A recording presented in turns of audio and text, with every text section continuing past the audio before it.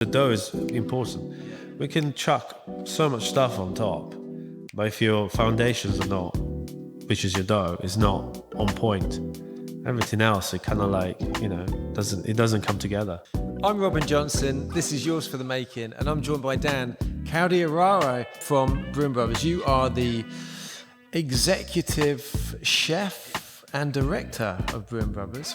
With everything, the better quality of ingredients you get, obviously you're more likely to get a higher quality final product. This show tells the story of the makers, the people that create things, whether it's in wood or metal, whether they're artists or musicians or chefs. It doesn't matter. I'm going to tell their story. I'm a big fan of gnocchi, always been since a kid, with a nice cheesy sauce. Can't go wrong. There's the effort and the reward, because you made something for yourself and your family, and then you're gonna eat it all together. It's very, brings me back to eating with my family. I'm Robin Johnson. This is Yours for the Making, and I'm joined by Dan Caldieraro. Caldieraro, right? Say it right. You got it right. I'm really bad at Italian pronunciation. But yeah, Dan from Brewing Brothers, you are the executive chef and director of Brewing Brothers, one of the directors of Brewing Brothers. And you're best known for your amazing pizzas. You're like the foundation stone of the Brewing Brothers at the Imperial. Everyone knows you for making the best pizzas. You're the Italian guy, makes the pizzas, Pizza Dan. And now you're doing pasta as well. Yeah. We're doing pasta as well. Yeah, the courtyard. That's been a bit of a spin-off from pizza, obviously keeping it in the sort of Italian sort of realm of food. And yeah, just making pasta, fresh pasta.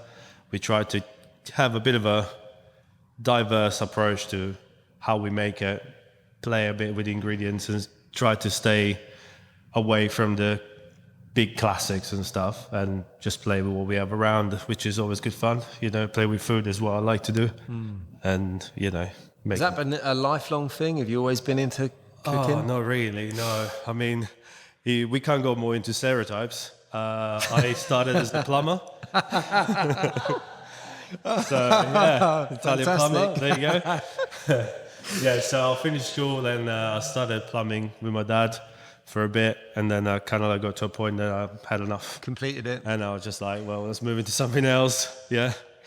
And thanks to one of my brothers, Nicholas, he's a chef as well, kind of got closer to cooking and started working in a restaurant with him. And yeah, that was the start of the journey. How old were you then? It was about 12 years ago, something like that. Oh, yeah, I don't remember exactly how old I was, about 12 years ago, I'll say, yeah. Nice. And that was in Italy? Yeah, that was back in Italy, where I grew up.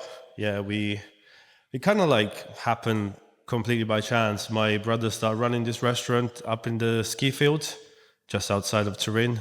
And a few guys let him down, and Christmas holidays were coming up, and he goes, it's really, really short of staff. And I was like, well, do you think I can come give a hand? I've never been in the kitchen before. He was like, yeah, come on. And that's started. I stayed up the whole season and carry on cooking, and then moved on into my own things. But yeah, that's how everything started. Yeah. And was that a pivotal moment, you think, then in your younger life? Yeah, it definitely was. I realized that what I was doing before, I was a confirmation that I didn't like it, and opened my eyes to, playing with food and flavors, and also gave me the opportunity to travel, and money was good. So, I ticked all boxes, and I was like, yeah, I think I'm liking cooking. I like cooking, and I can do it. So, yeah. But if you're in a busy kitchen, it takes a certain type of person to work in a busy kitchen. Yeah. And I think that it's like high pressure, quick, do this, do that. You got a lot of heat, you got a lot to think about in a very short space of time. So I think of all the chefs that I know, I would say the majority of them are a little bit unhinged, maybe. We all are, yeah. I mean, I think what I was really lucky, especially working with my brother, which is younger than me. So I was taking orders from one of my younger brothers, which was a bit tricky at the beginning. It was a very busy restaurant. So I was, thrown into the deep end straight away. We were doing like, I don't know, maybe 200-300 covers every evening, every night. So it was a busy restaurant. And that kind of like, it was either doing that or going home. So I had to carry on doing it and learn as fast as I could. So I think that helped me being thrown in the deep end and just being like, well, I've got to get on with this if now I'm here. So I learned straight away being in a very busy kitchen, a very busy environment. It was tough, I'm not going to lie. But we had a lot of fun as well. For me, everything was new. So I was just like galvanized by everything. I was like, wow, look at this, look at that. We are butchering all carcasses of meat and doing this and, making puddings. And I was like amazing playground. So it was a proper restaurant then? Yeah, it was a big restaurant, up in the Alps. Nice. So it's so cool. Would you go back? I've been back a few times. Have you? On holiday. Well, to Italy or in general. Would you go back to working there? Oh, no. Sorry to the owners, but no, that was a quick no. That was like, as we say in chef language, we're like being in the trenches. It was like, oh, really? It's full hardcore. On. How many people in the kitchen? 4 or 5. Wow. Yeah, it was a small team, but yeah, it was like a good, well-oiled machine after a few months. Yeah. Excellent. And then you came over here? Between a few travels around the world and stuff. Yeah, then I ended up here in Hastings, which was unplanned at all. But as soon as I came to this town, I just completely fell in love with it. Yeah, it's got a pretty cool vibe. It's got something that I've encountered in few places around the world. Yeah, and I was captured by it. It was my first time in the UK, and not even been to London. Really? I just came straight down to Hastings and, went on the West Hill, had a cider, and I was just like, wow, this is incredible. This is living. This is it. You probably weren't the only one up there doing it either. No. And then, so you started with the Brewing Brothers. Yeah. And did you get a job with them? Did you know them already, or did you just get a job doing I didn't know them at all. It was completely by chance, the classic at the right place at the right time kind of thing. It's like, I was just handing out CVs. I had to, find a job, and it was about time to start doing something. And I was in the old town, and a guy just said, "Oh, just go down Queen's Road. There's these guys there opening the place. Just go and have a look." Didn't even know where Queen's Road was. Started walking up Queen's Road, and I was like, "What is this place?" And found the Imperial and found Billy and Charlie, they were there doing renovations and about to reopen the Imperial. And I just handed my CV, which was very quickly ignored. And they were like, "Yeah, we're about to open in a month and stuff." And then I was like, "Well, I don't have time for that. I'm a bit of a handyman as well." So they put me on the scaffold outside painting the building for the first month. And then they finally realized I could cook as well. So they were like, "Oh yeah, we are installing a pizza oven. Can you make pizza?" And I was like, "Yeah, that's why I gave you my CV." And then, that obviously opened the pub and started making pizzas. Yeah. But it was completely pure luck. And then they opened a courtyard, and now you're making pasta down there as well. Yeah. So about, 3.5 years ago, just on the back end of COVID, we opened the courtyard. And initially we started doing, there was like an oyster bar, and they were doing some small plates. What's trendy now? We were doing a bit earlier. And when we got into winter, we were like, we need some sort of warmer food, something that people can, not just oysters. And we just decided to buy a pasta machine, a big extruder pasta machine, and start making our own pasta. And you're using eggs from the chickens? Yeah, I'll go about 12 chickens. We had them for a few years now. Down at the brewery? Down at the brewery, yeah. And we use their eggs to make pasta and a few other puddings and stuff. We do tiramisu and stuff like that. But yeah, nice. It's good fun. And Billy was telling me they're fed from some of the mash tun. Yeah, something so like we that. spend grains. Yeah, we spent try grains, to, do a full circle sort of thing, Yeah, that's great, man. We brew beer, the spent grains feed the chickens give us eggs, the eggs go into the pasta. People eat pasta, they People drink eat more the beer. pasta and drink more beer, as I call it, it's all tied in together.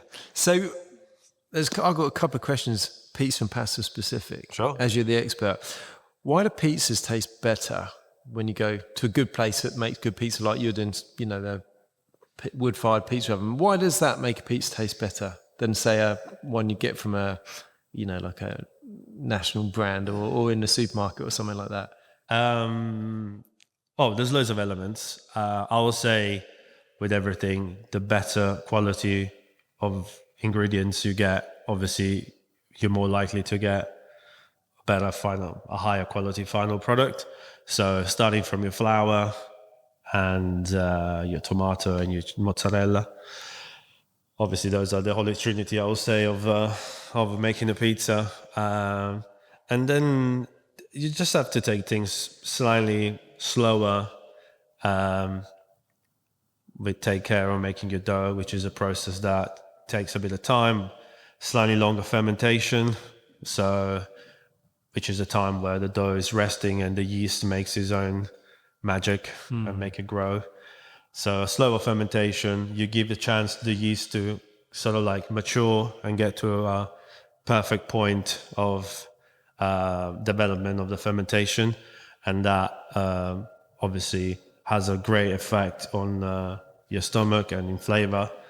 If you bake a pizza, for example, with the yeast hasn't completely developed, the fermentation hasn't been completed, you have some problems digesting it and stuff like that. So I will say, first of all, quality of ingredients. So we use very good, high quality flour. Actually, we do a blend of 3 different flours, because flour is not just flour. There's different types of flour with different properties and different types of proteins. I mean, we're getting a bit super into detail with this. No, this is great. So flours have different strengths, for example, which means that they have different levels of protein. So a flour, there's a strong flour, what you see in the supermarket, strong bread flour. There's this flour that has a lot of protein. So that means that can feed your yeast very well. But that's what normally you use for baking bread or high leaven products, they call. Where a slightly weaker flour, which is a flour with slightly less protein, acts more for a flavoring agent, and it can give you a quicker quicker fermentation, because the yeast has only that amount of protein to feed on. And then obviously you will have a product that ferments quicker but also decays quicker. So you have to balance all these elements to make sure you have your perfect dough. And you'll mix 3 flours together to make that? Yeah, so we mix, for the dough that we do, we mix 3 different types of flour together. They're all from the same mill. But then, because they give us specific properties, they all combined together result in our dough. And then, so we mix it. We use flour, water, a bit of our beer. I like cooking with booze. Actually, beer. We make beer, so we add it a little bit into the mix. Helps with the fermentation, helps with flavor, and then yeast. And then once that is all mixed together, then gets made into the dough balls and then set aside to rest. And so you wouldn't make like one big you make batch, a big and then batch. you chop it straight away into the dough balls, or do you let it sit? We kind of let it rest for like half hour, 45 minutes. And then after that, we just cut it and roll it into bowls and then let it rest 24 hours. Obviously, there's loads of techniques. This is what we do. This is what we feel comfortable doing. There's other ways you can let rest the whole big lump of dough all together and then cut it afterwards. But we like it the way we do it. Back in the day, I was just doing everything by myself. So when I had time and the best solution, saving time and stuff. Yeah. And that's when you kind of find out techniques, when you've got a little bit of time to play around with it, or it's a happy accident where you make a mistake and go, oh, actually, that tastes all right. Most things happen by mistake. Yeah. Oh, you were dad too. Yeah. Well, saying that, how's that changed? Are you a new dad? How's that impacted on everything, life and? Has had an incredible impact. It's a life-changing thing. There's no place to hide with that. It's amazing. I just love it so much. It's the best thing ever. I've just seen this little baby that has some of your features, some of your partner's features, just looking at you. You're their everything, and they are your everything. Just like there's that. So it's very hard to describe, but there is that synergy that sort of like they know, my baby's 4 months old, so she doesn't speak yet and stuff. So it's just like you just get to see her through her eyes, how she's just mesmerized, and how she looks at me, and she looks at her mom, Lucy, and it's just the best thing ever. Cool, man. I just love it so much. You seem like you're really molding into like the great dad. So it's good, man. It's good to see. No, it's really good to see. I think probably I worked a lot when we were just bringing up Artie when they were really young. So I wasn't around loads because I was just flat out trying to work to get us a house and everything else. So I missed quite a lot of it. And because of that, I didn't bond. Bond's probably not the right word. It wasn't like I was super accustomed to being a dad straight away, where some people just fall into it, like best dads ever. Super chilled. Aaron, super chilled, falls into it, just takes everything in stride. I was more like, oh my God, this is crazy. I guess if you're flat out and stuff like that, it makes things harder. Yeah. Maybe. I'm very lucky with the business and the position that I am now, that I've got slightly more flexible time, which helps a lot. If I picture myself about 5 or 6 years ago, when I was constantly behind the oven or in the kitchen doing shifts, working weekends, I will probably barely see my child, or seen in a different way, because obviously long shifts, long hours and stuff like that. I'm very lucky that where I am now in my profession, that I've been able to step away slightly from the kitchen, and I'm not that, on the front line all the time. And with my team, they've been incredible. So they've been helpful. That now I can be more present at home and stuff, and have a bit more work to life balance. Oh, fantastic, man! Yeah, it's really good. It's showing. You just look like you're loving every minute of it. So that's great, man. It's good to see. Back to pizza. Mind the baby. What's the benefit of cooking? You down at the Imperial, you cook in a wood-fired oven, and it seems like the pizzas go in and they come out. What's the benefit of cooking a pizza in a wood-fired oven over, say, your normal oven at home? First of all, temperature.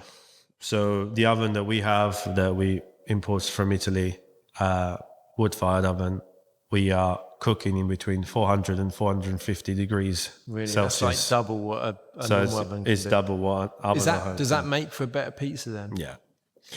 So what you get, it's an instant heat. So you stretch your pizza, is ready to go in, you put it in, and what they get hit. They're like super hot, roaring fire, and that's why it puffs up so quickly, and the crust pops up so quickly. So it's a very quick way of cooking. So obviously we can go into timings and stuff like that. Obviously there's a lot of there's a manual that's being created by the Pizza Verace Napoletano, which is the Napolitan pizza school, the true classic, the true, super hardcore. And the pizza has to cook in less than a minute. Really? So we're talking about between going in the oven and coming out, you're below a minute. So you need a lot of temperature, a lot of heat. And obviously that creates your dough is quite fluffy because it's cooked, but I didn't have time. It's not baked. It's proper flash cook. Bake creates it slightly crunchier. Obviously, depending on the timings. We are slightly less hardcore than a minute, so we'll say we're probably around 2 minutes, if not 3. That gives a slightly crunch, but it's still very quick. So yeah, I would say at home it's just really hard to replicate that sort of temperature because your oven goes up to 250, I think, something like that. 220 maybe. 220, 250. So your pizza cooks for longer, and it obviously takes a bit more time. So it's just that flash cooking. And obviously the wood has an impact in terms of flavor. You can tell. I mean, there are incredible electric and gas ovens now that can reach those temperatures. There's still that edge with the wood fire that you got as a bit of smokiness, bit of charred and smokiness. Oh yeah, the base when it comes out, you've got that little bit of charcoal on there. And is there a difference in flavour? I mean, there's a difference in texture from a pizza you cook at home. We used to have a pizza oven, and I remember once trying to cook a pizza. I ran out of wood, tried to sling it in the oven, and it was like 25 minutes from fresh dough.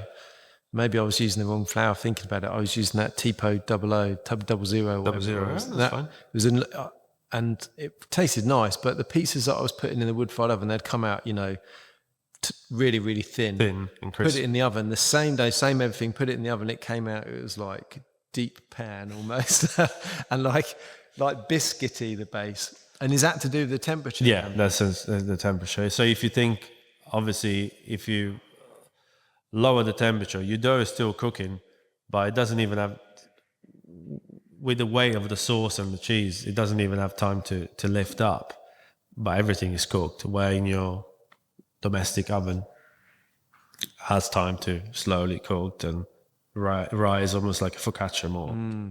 Pad. Yeah. That's what it was like. It was like not even as tasty as a focaccia though. But I guess that's the same. Do you use the same dough for a focaccia that you would a pizza? You can. We do. I say another element of making different doughs is the hydration. So the amount of water you put for a kilo of flour, the ratio of hydration.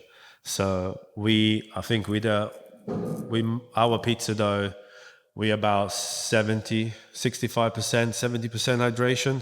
So for 1 kilo of flour, we put 650 mils, 700 mils of water. Where for focaccia, you can do a slightly higher hydration, even touch to 75% or 80%.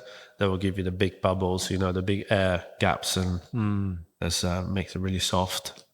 Nice. And then pasta. What's the key to a good pasta? Like my kids bought me a pasta maker for Father's Day a couple of years ago, a little wind-up one. Yes. I made all the dough and it was great, and then spent about 4 days trying to clear it up afterwards. So it can get messy. But I tell you what, the difference, I've only really ever, apart from when we go out for meals, I've only ever had pasta that we buy in the supermarket. The difference from someone who's never made pasta before, I'm not a chef, I'm not a cook, made this pasta, we boiled it, it was done in like 30 seconds or something, in, out the pan. My God, it was fantastic. And if it wasn't for the fact that I had to spend about 4 days clearing all the little gears of this thing and winding it out and kind of trying to collect it all, it was so tasty though. And I'm not really a fan of just the plain pasta, but you could have just eaten this with a bit of olive oil on it. It was simple. Yeah. But what makes pasta, fresh pasta, so much better than shop bought pasta? So for a start, there's 2 different types of pasta, 2 different families. Like let's say the 2 main families. So you can have egg pasta and semolina pasta. So egg pasta is your classic 00 flour and eggs, and you make your dough. And the semolina pasta is made with semolina flour, which is hard durum flour, and normally that is mixed just with water. Right. So the pasta you were talking about with the machine, like the casting machine, I adore it. I grew up doing it. It's the best thing ever. That I assume was with egg. It was. Yeah. It's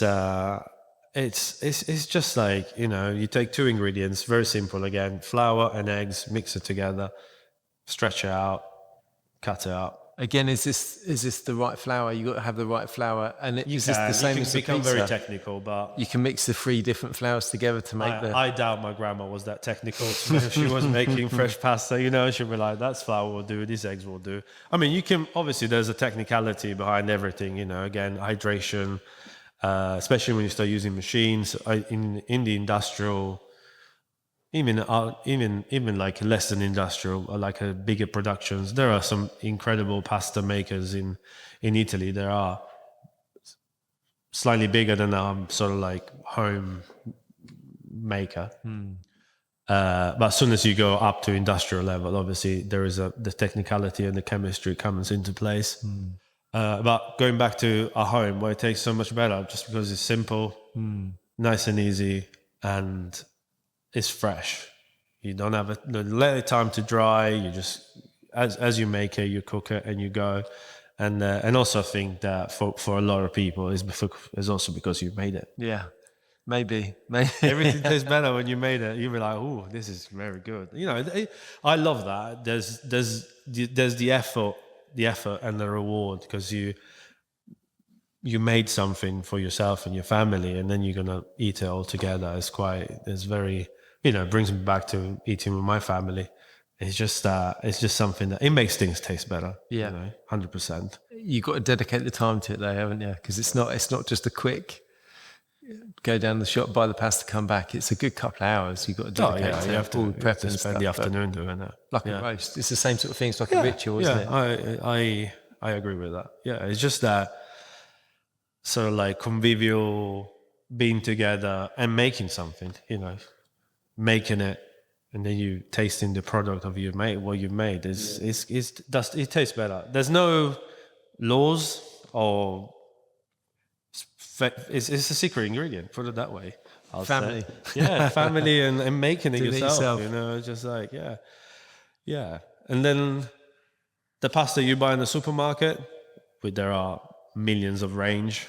I will say the biggest difference between, let's say, a cheap pack of pasta and a slightly more expensive pack of pasta, because we can go crazy. You can buy 50p for 500 grams, going up to a couple of quid, if not more, even even a fiver. It's one, how big the production is, how big, how mass produced it is. The more mass produced, they probably try to cut corners a little bit and maybe get some cheaper flour, or there's a reason why it's cheaper. And the other big thing is how quickly it's been dried. So obviously that pasta is dried because you're buying a packet. The quicker you dry the pasta and the higher temperature, the less the pasta is able to hold its temperature. When you boil your pasta and you want to take it out to be al dente, and then you never catch that moment it gets too mushy or it's too undercooked. That is because the pasta has been dried very quickly in big kilns, where if you go for slightly better brands, they've been doing it on a much lower temperature for a longer period of time. So let's say about 60, 70 degrees for like 24 to 36 hours. Really? To dry. Still, again, a bit kilns and stuff like that. But that gives the pasta... sometimes you see pasta and it's very shiny and very slick sort of thing. And then you get some other brands of pasta and the pasta is slightly more grainy and... almost floury. A bit more. It's got slightly more texture to it. That's also a good indication that how they've been dried out. And so if I went to the shop to buy some dried pasta, what I'm looking for is texture, the rough one. Rough bit of flour on it. The one that looks like slightly rougher and and that will give me a bigger window to get it al dente. And that's how you want to eat pasta, right? No one likes it when it's hard. No one likes it when it's all sloppy and it's grown twice, 3 times the size. It's fallen up. But there's a huge difference in pasta when you cook it fresh. Even in the cooking time, you cook it fresh, it's like 30 seconds, a minute, it's quick. Done, like that. Dried pasta takes, I don't know, anything from 2 to 3 minutes to like 15 minutes sometimes. 10 minutes. So you've got to put all that, you've got to rehydrolyze it or whatever, and then rehydrate it and then cook it. Is that pasta made and then dried, or is it made, cooked and then dried? It's made and dried. Made and dried. So it hasn't been cooked essentially, but I suppose you'd lose a lot of the nutrients through the drying process, maybe. Not necessarily. But I just think it's a practical thing, because otherwise we'll have infinite counters of fresh pasta, and there's Loads of you people try to at sell it home before it making up. goes off. I think I guess it like everything. It's just like someone must have made some pasta and let it dry in the sun, and then realize that it keeps longer. There's like, oh, why? Yeah, we can just Let's boil make it, more, boil it up and later. let's make more, and Yeah, happy accident. But fresh pasta does taste better. It does, No, yeah. You know, there's no two ways about it. It just is. Whether I've made it or not, it's just so much especially better. the egg one, especially egg pasta. It's anything from tagliatelle, pappardelle, even to the stuffed pasta. It's the same dough. It's all made with eggs. And you can tell the difference when you look at it as well. It's almost slightly yellowy, isn't it? And the other pasta's kind of... it doesn't look quite as attractive, I don't think. And what's your favourite kind of pasta? If you could just make one pasta dish, what would it be? What's the best? So it's not. It's a bit of a weird one. This is like when I was a kid, this was my favorite thing ever. I was always asking my mom to make it, or even if I could make it. So I'm a big fan of gnocchi, which are not really pasta. Yeah, but they say same in the same potato, family, isn't it? Sorry, it's potato. Yeah, you still have flour and eggs. So we had potatoes. I'm a big fan of gnocchi. Always been since I was a kid, with a nice cheesy sauce. Like, can't go wrong. And you can tell that's cooked because it floats when it's cooked, isn't it? Yeah, there you go. You got it. Oh, yeah, I love it as well. That's one. I went to a restaurant in France near my mum and dad's place. Oh, nice. I don't know if you've been to been the same yeah. one, the same restaurant. No, the Chef Corvez, the guy. I think he was on he was one of the judges on the French equivalent to MasterChef, and then he just moved to the country and opened a restaurant in his house. But he did this dish that was like potatoes dauphinoise or whatever, and it was just like gnocchi, but it was fried, I think. Oh, okay, yeah, you can fry them as well. Oh my god, it was the best thing ever. Basically dumplings Sunday. Yeah, So, yeah. but it was just so good. It was almost like you're eating junk food, like a smiley face. It had that sort of texture, a potato smiley, but it was like a lump of potato like that. But it looked just. I wondered if it was just gnocchi that it just deep fried or something. Could be. Oh my god, it was so good. It was so good. Well, when you throw a bit of potato in the mix, it's always a win-win. So, what's next then? You've done plumbing. Yeah, plumbing, You've done pasta. What's next on the stereotype? What's next? Chill. Have you got any plans? Have the Brewing Brothers got any plans to do more food offerings? More kind of there's always plans to do stuff. We always, open to adventures. We start doing for a bit, then we had to stop, but we start doing a bit more sort of like tasting nights. Billy and myself were hosting this nights called Tasty Tales, where we were taking hyper seasonal produce and do a 3-course meal with showing people how to use these ingredients. Some of them were bought and some of them were foraged, just to show what can be done with something that is super accessible. We're not talking anything fancy. We're just talking something that is you can find in the shops. You can find there on your way walking in the park, because foraging is everywhere. And we're just trying to make it really fun so we can talk about what's behind every dish. And, we always took a main theme. So we done one with game where we did, we got some venison and some duck and loads of other game, which is very easy, especially when the season is there, very easy to get. And we always do a starter, a primo and a secondo. So we do the proper Italian sort of 3-course meal. Normally the primo being a pasta or a risotto or something like that. And we did another one with seafood. Obviously there's loads of seafood around here. So so we keep that sort of I would say Italian way of,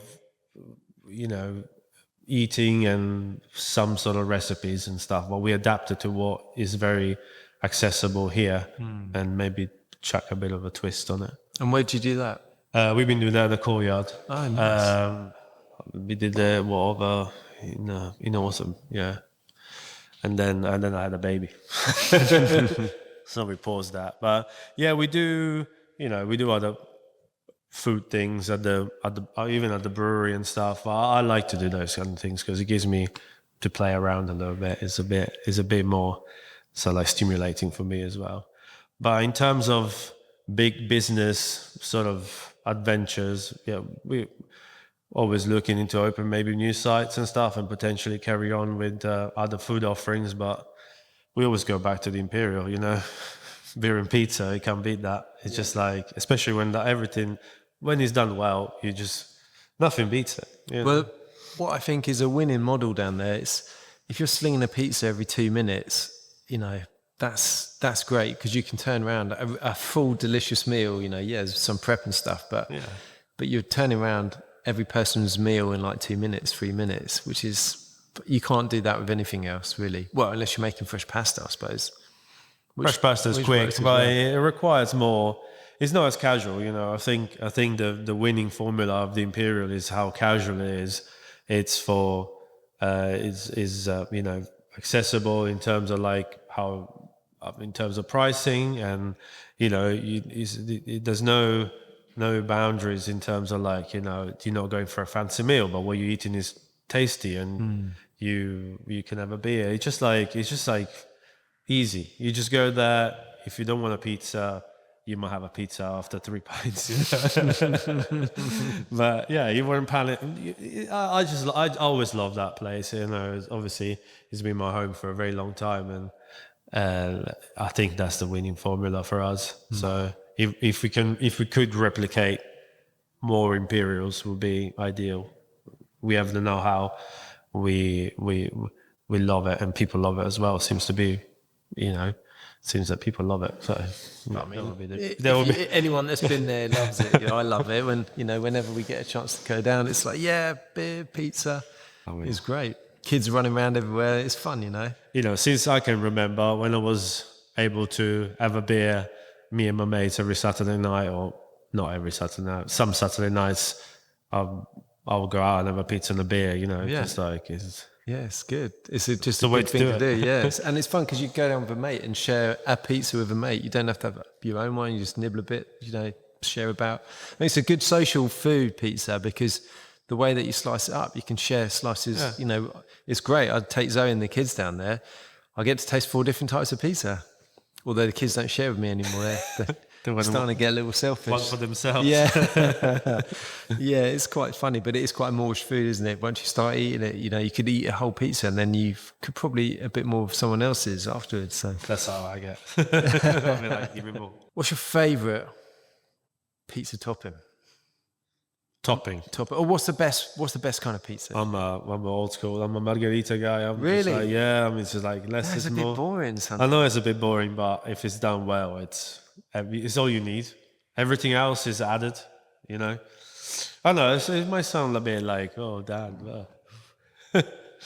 See, my kids love a margherita, and I kind of like a margherita as well, but, oh man, I just love all the different flavours and stuff you can put on. Also, it depends on my mood, but most times I just have a margherita. It gives me the chance to taste the Holy Trinity, if the dough is right, if the sauce is right, if the mozzarella is right, Fair enough.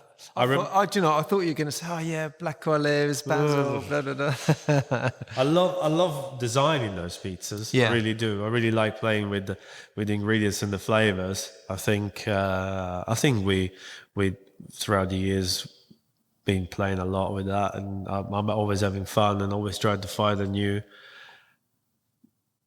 crazy idea or something. I take a lot of inspiration sometimes from other dishes, and I'll be like, I'll see if I can put those flavors on the pizza, and especially with our specials and stuff that we do weekly.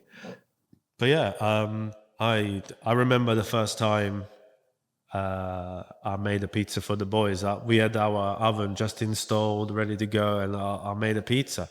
And I put our pizza, I just put out a marinara pizza, which doesn't even have cheese on it.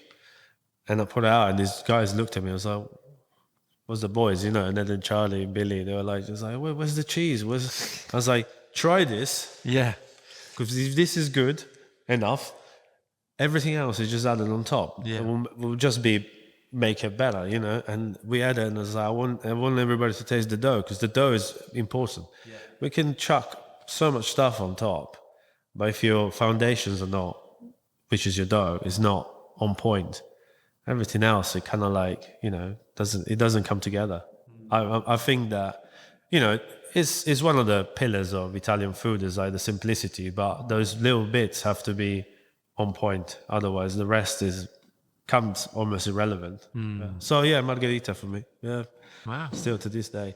But you know, it's funny because my parents, for example, I never seen them eating any pizza other than Napoletano, which is the one with the anchovies on top. Since I was a kid, they always go for that one. And that's it. Oh, you know, you like what you like, and you just stick to it. I like that one. And with black olives, anchovies, black olives. Yeah. Oh, that's nice for me, you can't beat that. Yeah. Bit of samphire as well. Chuck it on, mix it up. Yeah, I do like a salty pizza. And when it comes to pasta, is there like a holy trinity as well? Sometimes you're saying, you know, gnocchi's your favourite, but sometimes is there like one sauce or one thing that you cook with pasta that you can really taste pasta? You really know that you've made a good pasta I guess you know you've made it if you can just eat it by itself, right? But is there like a go-to sauce or go-to topping that you think wins with pasta?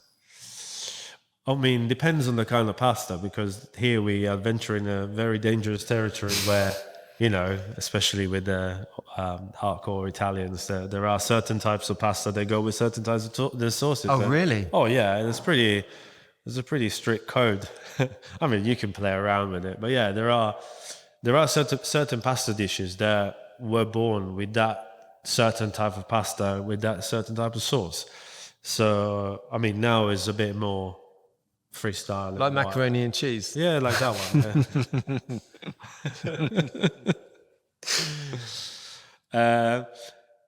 So yeah, there are definitely certain types of pasta that work really well with certain types of sauces, and but yeah, obviously you can mix it. But you know, spaghetti with tomato, spaghetti and pomodoro, that's always like a staple.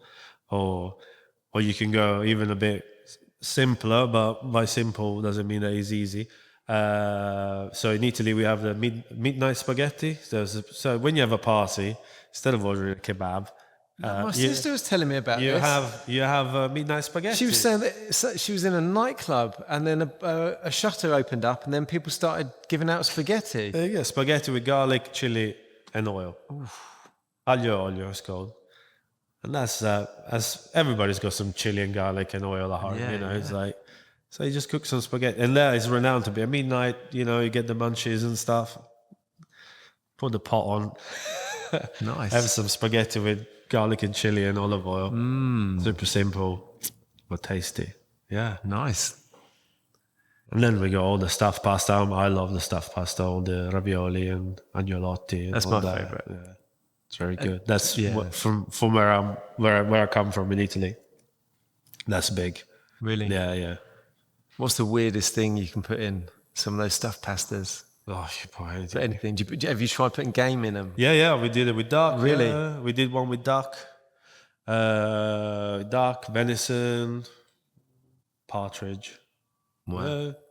And it works. It's perfect for that. Yeah. 100%. Yeah. There is this type of agnolotti that are very traditional from Turin.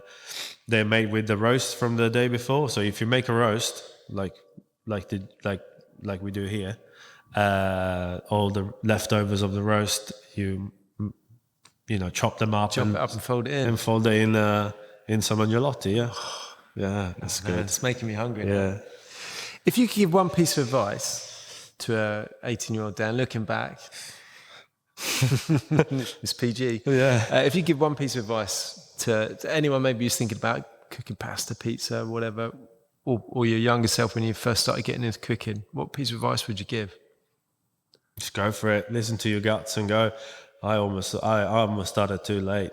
If you are into cooking, just go for it. Just go and knock on doors, ask loads of questions, try to gather as much as you can, because even most insignificant thing you will learn at some point will come back to you, and you can treasure that and use it for something that could help you in the future. So yeah, I just think I think the things that I found the most important, and I wish I've done earlier in life. One was asking questions to know, just being able to be like, why are you doing this? Why are you doing that?